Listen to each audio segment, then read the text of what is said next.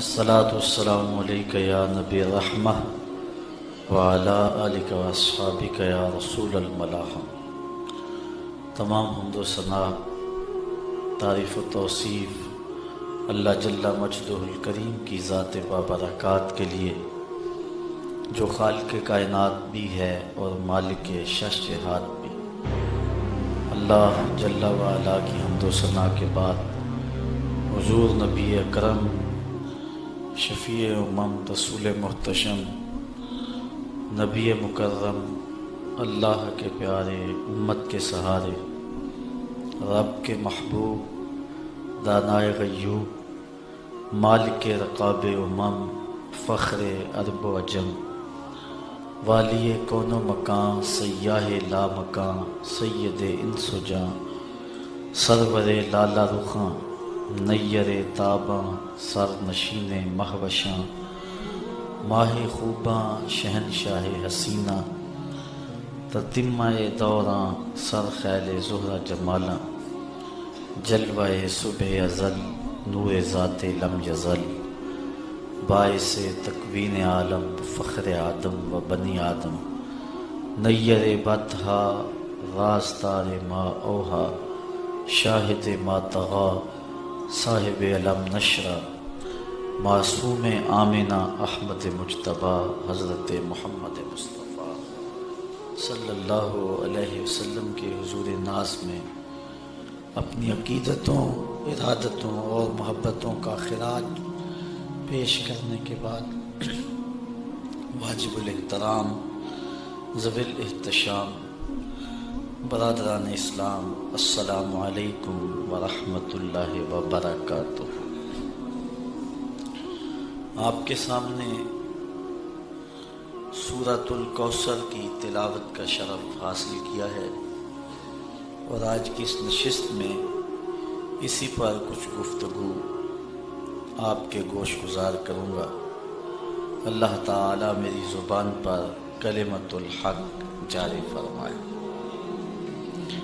حضرت عبداللہ ابن عباس رضی اللہ تعالی عنہ کا خیال ہے کہ یہ سورت مدینہ المنورہ میں نازل ہوئی۔ حضرت انس رضی اللہ تعالی عنہ کا خیال بھی یہی ہے، لیکن حضرت عائشہ، حضرت سعید بن جبیر رضی اللہ تعالی عنہما اور دیگر صحابہ کی ایک جماعت اس کے مکی ہونے کی قائل ہے۔ سورت کا شان نزول بیان کرتے ہوئے علماء نے جو واقعہ بیان فرمایا ہے، مفسرین نے، جمہور نے، وہ یہ ہے کہ حضور علیہ الصلاۃ والسلام کو اللہ تعالیٰ جل شانہ نے اولاد کی دولت سے مالا مال کیا، بیٹیاں بھی عطا فرمائیں اور بیٹے بھی عطا فرمائے۔ چونکہ حضور کے بعد نبوت کا سلسلہ منقطع ہو جانا تھا اور حضور آخری نبی ہیں، تو اللہ تعالیٰ کی حکمت یہی تھی کہ حضور علیہ الصلاۃ والسلام کے بیٹوں کا انتقال ہو جاتا۔ تو حضرت قاسم حضور کے فرزند کا انتقال ہوا، اس کے بعد حضور کے بیٹے حضرت عبداللہ کا انتقال ہوا۔ حضرت طیب اور طاہر، یہ حضرت عبداللہ ہی کے لیے آپ کے القابات بولے جاتے ہیں۔ تیسرے فرزند حضور کے حضرت ابراہیم علیہ السلام ہیں۔ تو جب حضرت عبداللہ کا انتقال ہوا تو کفار بہت خوش ہوئے، اور ان کو یہ خبر حضور کے رشتے میں سکے چچا ابو لہب نے، جو کہ اسلام کا دشمن اور حضور علیہ الصلاۃ والسلام کا دشمن اور معاند تھا، اس نے لوگوں کو دوڑ کر کے یہ خبر پہنچائی اور کہا کہ باترا محمد اللیلہ، کہ محمد صلی اللہ علیہ وسلم اس رات ابتر ہو گئے۔ ابتر عربی میں اس شخص کو کہتے ہیں جس کی اولاد نرینہ باقی نہ رہے۔ تو کافر اس خبر پہ بہت زیادہ خوش ہوئے اور انہوں نے کہا کہ اب اگر یہ شخص اپنے سلسلے کو پھیلا بھی لیتا ہے تو یہ اس کی زندگی تک ہی ہوگا، بعد میں اس دین کا کوئی نام لینے والا نہیں رہے گا، اس لیے کہ جب اس کی اپنی اولاد نرینہ نہیں رہی تو پھر جانشینی اور اس پیغام کے ابلاغ کے لیے آگے کون بڑھے گا اور اس پیغام کو کون آگے پھیلائے گا۔ اور ایک روایت میں آس بن وائل، یہ وہ بدبخت شخص ہے کہ جس نے حضور علیہ السلام کو یہ طعنہ دیا کہ آپ ابتر ہیں، تو اس پر یہ سورت جسے سورۃ الکوثر کہا جاتا ہے اور اس کے اور بھی متعدد نام ہیں، نازل ہوئی۔ حضور علیہ السلام کا دل دکھا اور آقا کریم علیہ السلام کافروں کے ان طعنوں سے اور ان باتوں سے کافی پریشان ہوئے، چونکہ اولاد کا چلے جانا انسان کے لیے کافی تکلیف کا باعث ہوتا ہے، بالخصوص اولاد نرینہ کا انسان سے جدا ہو جانا۔ تو ایک دکھ حضور کے دل پر یہ تھا، دوسرا اس موقع پر اخلاقی حدوں کو پھلانگ کر کے انہوں نے طعنہ زنی کا آغاز کیا اور حضور علیہ السلام کو ذہنی اور قلبی تکلیف پہنچائی۔ تو آقا کریم علیہ السلام جب ازردہ خاطر ہوئے، دل اطہر زخم ہوا، پہلے ہی اس راستے میں بڑے دکھ سہے تھے، تکالیف، آلام اور مصائب حضور نے برداشت کی تھی، راہ دین میں انہیں بدنی، ذہنی اور قلبی تکلیفات برداشت کرنا پڑی تھی، کانٹے بچھائے گئے، گڑھے کھودے گئے، اجریاں ڈالی گئیں، گلے میں کپڑا ڈال کے تاؤ دیا گیا، اور مکے کے بازاروں میں حضور کے ساتھ جو سلوک ہوا، آپ تاریخ پڑھیں تو کلیجہ منہ کو آتا ہے کہ حضور نے کس قدر محنت اور کوشش اور تگ و تاز اور جد و جہد فرمائی اور راستے میں آنے والی ہر تکلیف کو برداشت کیا۔ ایک دن حضور گھر تشریف لائے تو کسی کافر نے حضور کے سر انور پہ کوڑا ڈالا ہوا تھا، تو حضرت سیدہ فاطمہ رضی اللہ تعالی عنہ پانی کا کوزہ لے کر آئیں اور اپنے باپ کا سر دھو رہی ہیں اور ساتھ آنسو بہائے جا رہی ہیں، اور آقا کریم علیہ السلام اپنی بیٹی کو تسلی دیتے ہیں۔ کتنی پامردی کے ساتھ، کتنی جرأت کے ساتھ اور کتنے حوصلے کے ساتھ ان سارے حالات کا حضور نے سامنا کیا، لیکن حضور کا فرزند انتقال کر گیا، حضرت عبداللہ فوت ہوئے، تو قلب اطہر پہ بیٹے کی جدائی کا صدمہ بالکل تازہ تھا کہ کافروں نے اس کا بھی مذاق اڑایا، جبکہ ہمارے اس گئے گزرے معاشرے میں بھی دشمن کے ہاں کوئی ایسا واقعہ ہو جائے تو لوگ اپنی زبان بند کر لیتے ہیں، کہتے ہیں یہ 4 دن صدبے کے ہیں، یہ کاٹ لے پھر دشمنی کریں گے، لیکن وہ اسلام کے کتنے سخت معاندین تھے کہ جنہوں نے اس موقع پر بھی طعن و تشنیع کے تیروں کا رخ نہ موڑا اور حضور کو تکلیف پہنچائی، اور اس بات پر بھی ابتر ہونے کا طعنہ دیا۔ تو دل دکھا نہ جب حضور کا، تو جبریل امین وحی لے کر کے آئے، اور یہ سورت جسے سورۃ الکوثر کے نام سے آپ جانتے ہیں، یہ حضور کے قلب اطہر پہ نازل ہوئی۔ ارشاد ہوا اِنَّا أَعْطَيْنَاكَ الْكَوْثَرَ، محبوب ہم نے آپ کو کوثر عطا کیا، اپنے محبوب کے قلب اطہر کو تسلی دی، ہم نے آپ کو کوثر عطا کیا۔ کوثر کے بہت سارے معنی ہیں، ان میں سے ایک معنی اولاد کثیر بھی ہے۔ یہ کہتے ہیں کہ آپ ابتر ہو گئے، اب آپ کا کوئی نام نہیں لے گا، لیکن محبوب میں خدا ہو کے وعدہ کرتا ہوں زمانے پہ نام باقی رہے گا تو میرے محمد کا ہی رہے گا۔ فَصَلِّ لِرَبِّكَ وَانْحَرْ، اپنے رب کے لیے آپ نماز پڑھیے اور قربانی کیجیے۔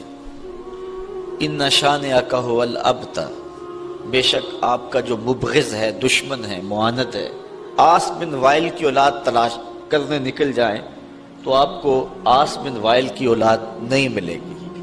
گو حضور علیہ السلام کے بیٹے اولاد نرینہ حضور کی حیات ظاہریہ میں ہی انتقال کر گئے، لیکن حضور کی نسل حضور کی بیٹی کی طرف چلی۔ اب کائنات کا کوئی گوشہ ایسا نہیں جہاں میرے محمد کے بیٹے نہ پائے جا رہے ہوں، حضور کی اولاد کثرت کے ساتھ موجود نہ ہو۔ کربلا میں خاندان نبوت کو کاٹ کے رکھ دیا گیا اور صرف امام زین العابدین بچے، لیکن اس کے باوجود کائنات کے کسی گوشے میں چلے جائیں آپ کو سادات ملیں گے، حضور کی اولاد ملیں گے۔ یہ ہے حضور کی نسبی اولاد، اور جو حضور کی مانوی اولاد ہے وہ ساری امت ہے۔ اور حضور نے فرمایا انما انا لکم مثل الوالد، میں تمہارے لیے باپ کی جگہ پہ ہوں۔ تو پوری امت مسلمہ حضور علیہ السلام کی مانوی اولاد ہے، آقا کریم ان کے روحانی باپ ہیں اور وہ حضور کے روحانی بیٹے ہیں۔ تو کائنات کا کوئی بھی گوشہ ہو، کوئی پستی ہو، کوئی بلندی ہو، کوئی ملک ہو، کوئی دیس ہو، کوئی جزیرہ ہو، آپ جہاں بھی پہنچیں گے تمہیں حضور علیہ السلام کے کلمے کی صدا ضرور آئے گی۔ تو یہ ہے حضور علیہ السلام کے نام کی بقا اور حضور کے ذکر کا باقی رہنا جو میرے رب نے وعدہ کیا تھا۔ دشمن مٹ گیا رب کے وعدے کے مطابق، اور محبوب کا نام باقی رہا۔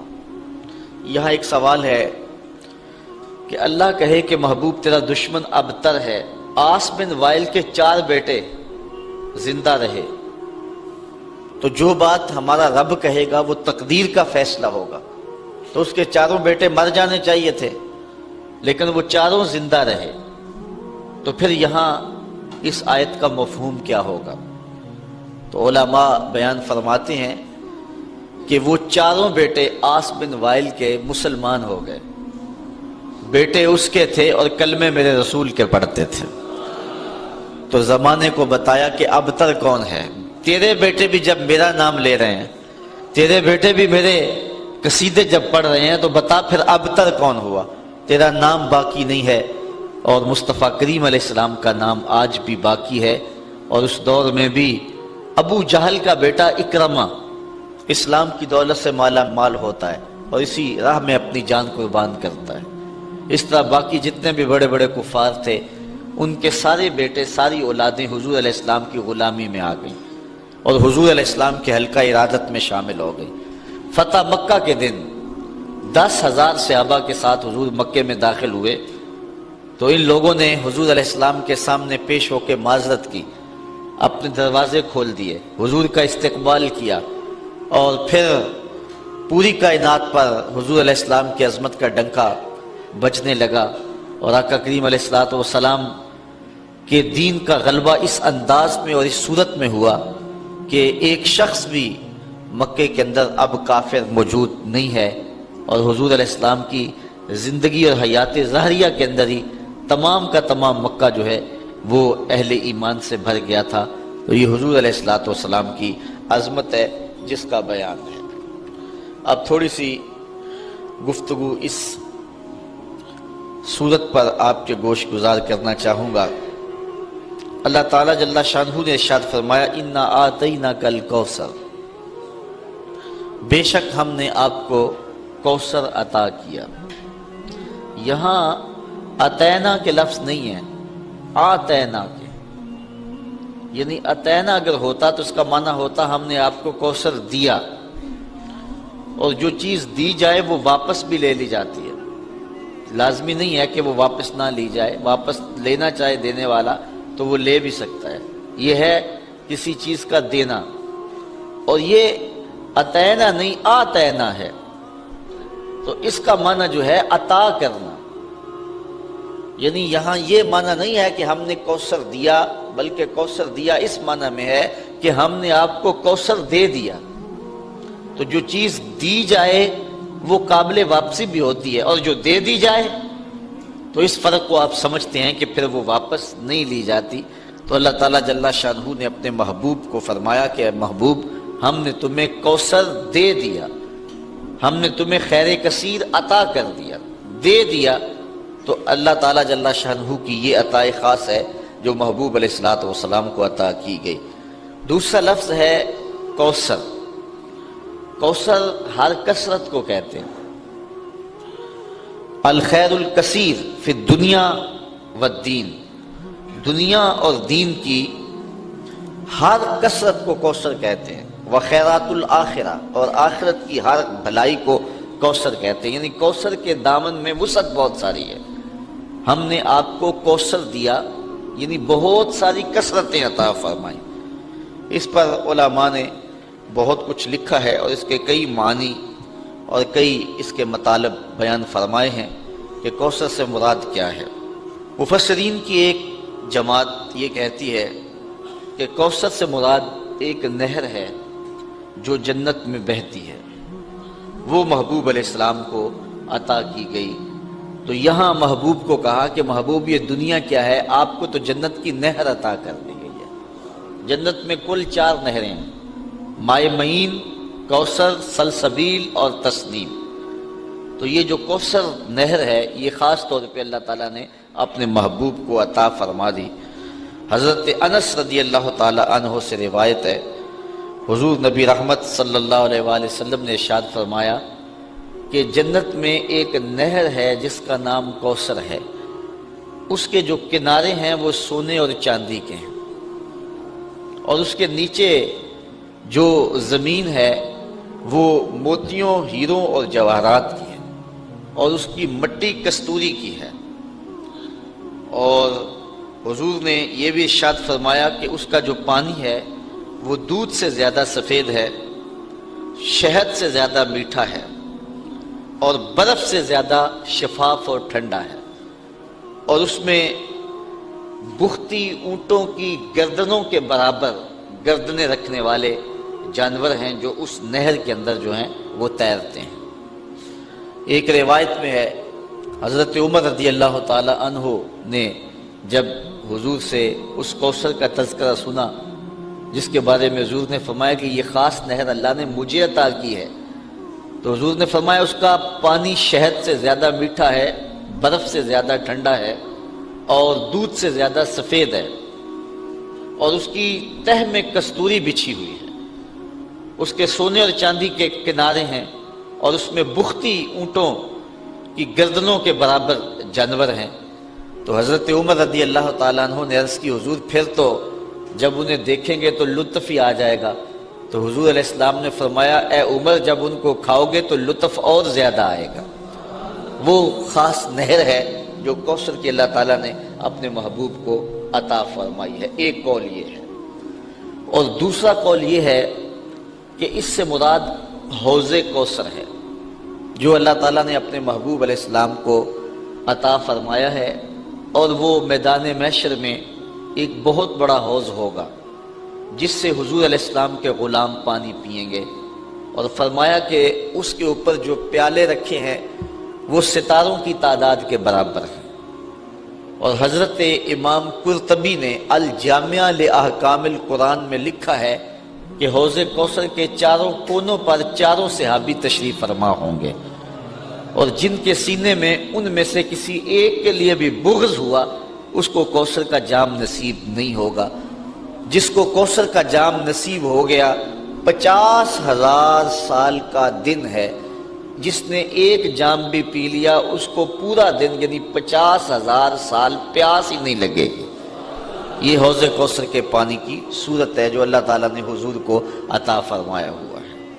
ہم تو سحری کا کھانا کھائیں تو 10-11 بجے جب دھوپ چمکتی ہے تو جتنا ٹھنڈا اور جتنا میٹھا پانی بھی پیا ہوا ہو تو اس کے بعد گلا خشک ہونے لگتا ہے، لیکن یہ کوثر کے پانی کا خاص جو ہے وہ اثر ہوگا کہ جس نے ایک جام پی لیا 50,000 سال کا دن ہوگا، اس کو دوبارہ پیاس نہیں لگے گی، اس کی یہ تاثیر ہوگی۔ تو قول ثانی یہ ہے کہ کوثر سے مراد حوض کوثر ہے۔ ایک قول کہ وہ نہر ہے اور دوسرا ہے کہ حوض کوثر ہے۔ تیسرا قول جس کو مفسرین نے امام فخر الدین رازی نے بیان فرمایا، الکوثر اولادہ، وہ جو قول میں نے پہلے پیش کیا کہ کوثر سے مراد اولاد ہے، کہ انہوں نے اے محبوب آپ کو ابتر ہونے کا طعنہ دیا ہے، جتنی کثرت کے ساتھ تیری اولاد ہوگی محبوب کسی کی ہوگی ہی نہیں۔ زمانے کے اوپر جس قدر تیری اولاد کا پھیلاؤ ہوگا اس قدر کسی اور کی اولاد نہیں ہوگی۔ چوتھا قول کوثر سے مراد جو بیان کیا گیا ہے وہ ہے علماء امت ہی، حضور علیہ الصلوۃ والسلام کی امت کے علماء، یہ کوثر سے مراد ہے۔ اللہ تعالیٰ نے اپنے محبوب علیہ الصلوۃ والسلام کے پیغام کو جاری رکھنے کے لیے جلیل القدر ہر دور میں علماء دیے، جنہوں نے دین کے کام کو آگے بڑھایا۔ پچھلے نبیوں کے کام کو آگے بڑھانے کے لیے ان کے صحابی اور ان کے علماء ایک وقت تک کام کرتے رہے، لیکن اس کے بعد ان کے اندر دنیا داری ایسی آ گئی کہ بس انہوں نے ان کے پیغام کو جو ہے وہ مسخ کر کے رکھ دیا، اور حتیٰ کہ ان کا پیغام اس کو ملیا میٹ کر دیا۔ پھر نئی کتاب کی اور نئے نبی کی ضرورت آئی، تو نئی کتاب آئی اور نیا نبی آیا اور شریعت لے کر کے آیا اور لوگوں کو اس نے پیغام حق دیا۔ لیکن حضور علیہ الصلوۃ والسلام کی امت میں ایسے ایسے علماء ہوئے ہیں کہ جنہوں نے اتنا زیادہ کام کیا ہے کہ عقل حیران ہو جاتی ہے۔ انہوں نے اس قدر محنت کی ہے اور اس قدر دین کا کام کیا ہے۔ اس طرح بزرگان دین اولیاء امت نے، آپ دیکھ لیں، حضور علیہ السلام ارشاد فرماتے ہیں کہ کل قیامت کے دن بعض نبی آئیں گے تو ان کے ساتھ ایک امتی ہوگا، بعض انبیاء آئیں گے ان کے ساتھ 2-2 4-4 امتی ہوں گے، اور بعض اکیلے ہی آ جائیں گے ان کے ساتھ امتی کوئی نہیں ہوگا۔ یعنی ان کو زندگی بھر ان کی بات کو لوگوں نے قبول ہی نہیں کیا۔ حضرت نوح علیہ السلام نے 950 سال تبلیغ کی ہے، لیکن جو امتیوں کی تعداد ہے وہ سینکڑوں میں نہیں ہے، درجنوں میں ہے۔ 950 سال کی تبلیغ کا نتیجہ۔ لیکن حضور علیہ الصلوۃ والسلام فرماتے ہیں میں قیامت کے دن کثرت امت کی وجہ سے نبیوں میں فخر کروں گا کہ جتنی امت اللہ تعالیٰ نے مجھے عطا کی ہے، کسی نبی کی، کسی پیغمبر اور کسی رسول کی اتنی امت نہیں ہے۔ یار ایک معین الدین چشتی اجمیری نے 90 لاکھ کافروں کو کلمہ توحید پڑھایا۔ تو یہ حضور علیہ الصلوۃ والسلام کی امت کی وسعت دیکھیے۔ اس وقت 1 ارب 40 کروڑ انسان دنیا کے اوپر آباد ہیں جو حضور کا نام لیتے ہیں اور حضور کا کلمہ پڑھتے ہیں۔ 1 ارب 40 کروڑ انسان، ہر چوتھا شخص اس وقت پوری دنیا کے اوپر مسلمان ہے، جبکہ یہ امت کے زوال کا دور ہے۔ اس وقت ہم ہر لحاظ سے جو ہے وہ دبے ہوئے اور غیروں کے دستے نگر ہیں، لیکن اس کے باوجود ہر چوتھا شخص دنیا کے اوپر جو ہے وہ مسلمان ہے، حضور کا غلام ہے۔ تو جب غلبہ آئے گا اور وہ دور آئے گا کہ حضور علیہ الصلوۃ والسلام کے دین کو اتنی طاقت اور غلبہ ملے گا کہ پوری کائنات کے اندر ایک بھی کافر نہیں ہوگا۔ پوری کائنات کے اندر جو ہے وہ حضرت امام مہدی جب آئیں گے، حضرت عیسیٰ آئیں گے، پھر اسلام کا اتنا غلبہ ہوگا کہ پوری کائنات کے اندر جو ہے وہ کوئی ایک بھی کافر نہیں ہوگا۔ جدھر نظر اٹھائیں گے حضور کے سچے غلام ہی نظر آئیں گے آپ کو۔ وہ وقت بھی اللہ تعالیٰ نصیب فرمائے گا۔ تو 14 صدیوں سے یہ سلسلہ آ رہا ہے اور قیامت تک جاری رہے گا۔ تو حضور فرمایا میں کل قیامت کے دن کثرت امت کی وجہ سے نبیوں پر فخر فرماؤں گا۔ تو اس امت کے علماء نے غزالی اور رازی جیسے لوگ، امام احمد بن حنبل جیسے، امام اعظم ابو حنیفہ جیسے، امام شافعی، امام مالک، امام بخاری، امام مسلم، امام ترمذی جیسے لوگوں نے آ کر کے اس دین کے کام کو آگے بڑھایا۔ تو کوثر سے مراد جو ہے وہ علماء امت ہیں جو حضور علیہ الصلوۃ والسلام کو عطا کیے گئے، اور اتنے علماء کثرت کے ساتھ کسی اور نبی کو نہیں عطا کیے گئے۔ اس لیے علماء حضور کے دین کے کام کو آگے بڑھاتے ہیں۔ کافروں نے کہا تھا بیٹا فوت ہو گیا تو اب یہ کام رک جائے گا، اللہ تعالیٰ فرمایا محبوب ہم نے تمہیں کوثر دیا، یعنی ہم نے تیری امت کے لیے علماء کا انتخاب کیا، اور وہ علماء ایک ایک شخص اٹھے گا اور دین کے جھنڈے کو اٹھائے گا اور پوری دنیا کے اوپر دین کو غالب کر دے گا۔ تو یہ چوتھا قول ہے۔ پانچواں قول، الکوثر هو النبوہ، کوثر سے مراد نبوت ہے جو حضور علیہ السلام کو عطا کی گئی۔ گو باقی نبیوں کو بھی یہ نبوت عطا فرمائی گئی ہے، لیکن حضور علیہ السلام کی نبوت اور حضور علیہ السلام کی جو رسالت ہے وہ باقیوں سے ممتاز ہے۔ باقی نبیوں کو بھی معجزات دیے گئے ہیں، لیکن حضور علیہ السلام کو جو معجزات دیے گئے ہیں وہ باقیوں سے ممتاز ہیں۔ اس پر ایک لمبی بحث ہے جو امام رازی نے فرمائی ہے۔ انبیاء علیہ السلام کے درجات کا ذکر کیا ہے، پھر حضور کے مرتبے کا ذکر کیا ہے۔ سب کو درجے دیے گئے ہیں، نبوت کے کمالات دیے گئے ہیں، لیکن جو نبوت حضور کو اور جو کمالات حضور کو دیے گئے ہیں وہ حضور کو ہی دیے گئے ہیں۔ تلک الرسل فضلنا بعضهم علی بعض منہم من کلم اللہ ورفع بعضهم درجات۔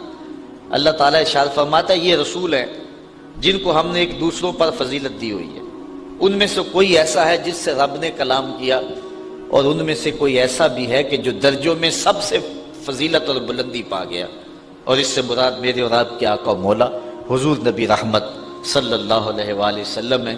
حضور وہاں تک گئے اور وہ بلندیاں حضور کو نصیب ہوئیں جو کسی اور کا مقسوم نہیں ہے۔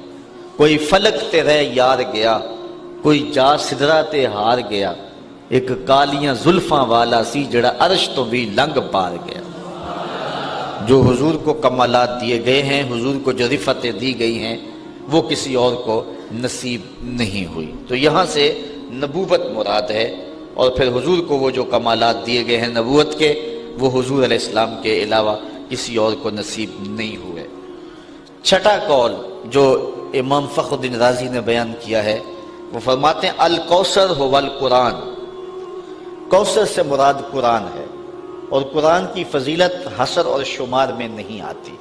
یعنی اللہ تعالیٰ نے اپنے محبوب کو جو خیر کثیر عطا فرمائی ان میں سے ایک چیز جو ہے وہ قرآن ہے، اور قرآن کے فضائل اتنے ہیں کہ جن کو آپ شمار میں نہیں لا سکتے۔ باقی نبیوں کو بھی معجزات دیے گئے ہیں، لیکن ان کے معجزات ان کے ساتھ ہی چلے گئے، جب وہ اس دنیا سے گئے تو معجزات بھی ساتھ لے گئے۔ اور حضور کا سب سے بڑا معجزہ قرآن ہے۔ حضور 14 صدیاں بیت گئیں اس دنیا سے پردہ فرما گئے ہوئے ہیں، لیکن حضور کا زندہ معجزہ آج بھی ہمارے پاس اصلی حالت میں موجود ہے، اور آج بھی ہم سر پہ اٹھا کے سینے پہ لگا کے اپنے پیغمبر کی صداقت کی گواہی دے سکتے ہیں۔ ساتواں قول حضرت امام رازی نے یہ بیان کیا الکوثر الاسلام، کوثر سے مراد جو ہے وہ اسلام ہے، اس لیے کہ دنیا اور آخرت کی بھلائیاں اسلام سے حاصل ہوتی ہیں۔ اسلام نہیں ہے تو دنیا کے اندر بھی خیر نہیں ملتا اور آخرت میں بھی بھلائی نصیب نہیں ہوتی۔ تو اللہ تعالیٰ نے اپنے محبوب کو جو فرمایا کہ ہم نے تمہیں کوثر عطا کیا، تو اس کا مطلب ہے ہم نے آپ کو خیر کثیر عطا فرمایا۔ آٹھواں قول الکوثر کثرت الاتباع والاشیاء، یہ وہی بات ہے جو علماء کے زمرے میں آپ کی گوش گزار کر دی کہ حضور کے ماننے والوں کی کثرت ہے، یعنی باقی لوگوں کو یہ کثرت نہیں دی گئی جو حضور کو دی گئی ہے۔ میں نے حضرت نوح علیہ السلام کا ذکر کیا ہے کہ انہوں نے 950 سال تبلیغ فرمائی ہے، یہ ان کی عمر تبلیغ ہے، ویسے ان کی زندگی زیادہ ہے لیکن عمر تبلیغ 950 سال ہے، لیکن صرف درجنوں لوگ اسلام لائے۔ حضور کی کل ظاہری حیات 63 برس ہے، 40 سال تک اعلان نبوت ہی نہیں کیا، باقی 23 سال حضور نے کام کیا ہے۔ ان 23 سالوں کے اندر پہلے جو 13 سال مکی ہیں انتہائی کٹھن حالات میں گزرے۔ مدینے میں چلے گئے تو پہلے جنگوں میں الجھا دیا گیا، اس کے بعد کچھ سال موقع ملا، چلو آپ پورے 23 سال شمار کر رہے ہیں۔ تو ان 23 سالوں کے اندر حجۃ الوداع کے موقع پہ جو لوگ حضور علیہ السلام کے سامنے کھڑے تھے، حج کرنے کے لیے آئے تھے، ان کی تعداد 1,44,000 تھی۔ یہ صرف 23 سال کا نتیجہ، جو گھروں میں ہے سارے حج پہ نہیں آئے۔ میں نے کہیں پڑھا ہے کہ اس وقت مسلمانوں کی کل تعداد جب حضور نے وصال کیا ہے 6.5 لاکھ کے قریب تھی۔ صرف 23 سالوں کے اندر اس کٹھن حالات میں مکے کے لوگ کتنے سخت تھے اور عرب کے لوگ کتنے کٹھن تھے، اور وہ اپنے ان پچھلے عقائد پر کتنی سختی سے ڈٹے اور جمے ہوئے تھے، ان سے جو ہے وہ اسلام کی طرف ان کو لانا یہ کتنا جان جوکھوں کا کام تھا۔ اور یہ صرف 23 سال کے اندر ہوا. کوئی جو ہے وہ سپورٹ نہیں تھی. اللہ تعالیٰ نے اپنے محبوب کو جو یتیم پیدا کیا ہے تو اس کی حکمتوں میں سے علماء نے یہ بیان کیا کہ کل کوئی یہ نہ کہے کہ انہیں خاندانی سپورٹ ہوئی اور مالی سپورٹ ہوئی تب یہ کام کر گئے. یہ دیکھو پیدا ہوتے باپ بھی نہیں ہے. پھر جو ہے وہ ماں انتقال کر گئی 6 سال کی عمر میں. پھر چچا نے جو ہے وہ ذمہ داری لی، لیکن جب نبوت کی ذمہ داریاں حضور کے کندھوں پہ آئیں اور حضور نے پیغام کا ابلاغ کرنا شروع کیا، تھوڑے دن ہوئے تو جو ہے وہ بھی انتقال کر گئے. آج کل تو تنظیمیں اور آج کل شخصیات کو جو ہے وہ ایجنسیاں آگے لاتی ہیں، سیاسی اور مذہبی تنظیمات کو وہ پروموٹ کرتی ہیں، لیکن مشکل کام ہوتا ہے کہ بغیر کسی کی سپورٹ کے آگے آنا. اب یہ دیکھو کار نبوت، حضور علیہ الصلوۃ والسلام کی ذمہ داری، اور آقا کریم علیہ الصلوۃ والسلام پیدا ہوئے باپ بھی نہیں ہے، ماں بھی انتقال کر گئی، چچا بھی انتقال کر گئے، خاندان والے خود مخالفت کر رہے ہیں. ابو لہب مقابلے میں کھڑا، سکا چچا لگتا ہے. اور پھر حضور اٹھ کر کے اس پیغام کو کس طرح غالب کر دیا، اور صرف 23 سالوں کے اندر 6.5 لاکھ کے قریب لوگوں کو اسلام کی طرف مائل کر دیا. اور لوگ پھر ایماندار، کیسے پختہ ایماندار تھے. اللہ اکبر. اگر بلال کی کہانی پڑھو، ابو بکر اور عمر عثمان کی کہانی پڑھو، مولا کائنات کی کہانی پڑھو، حضرت سلمان فارسی کی کہانی پڑھو، حضرت ابو ذر غفاری کی کہانی پڑھو، تو آپ حیرت زدہ ہوں گے کہ یہ کیسے لوگ ہیں، کیسی جماعت تیار کی، کیسے لوگ تیار کیے. ان کے اندر محبت کے جذبے کتنے فراواں تھے، انفاق کے جذبے کتنے فراواں تھے، ان کے اندر اخلاقیات کتنی بلند تھی، جذبہ جہاد کتنا فراواں تھا. صرف 23 سالوں کے اندر ایک انقلاب بپا کر دیا. مورخ اسلام حفیظ جلندری کہتا ہے وہ کڑکا تھا ایک بجلی کا، یا کہ صوت ہادی، عرب کی زمین جس نے ساری ہلا دی. صرف 23 سالوں کے اندر وہ سال انقلاب بپا کیا کہ دنیا حیرت زدہ رہ گئی کہ یہ ہوا کیا. ایک عرب نے آدمی کا بول بالا کر دیا، خاک کے ذروں کو ہم دوش سریا کر دیا. تو یہ حضور کا کام تھا جو مختصر عرصے میں حضور نے کیا. تو کوثر سے مراد کثرت متبعین ہیں جو حضور علیہ الصلوۃ والسلام کی اتباع کرنے والے ہیں.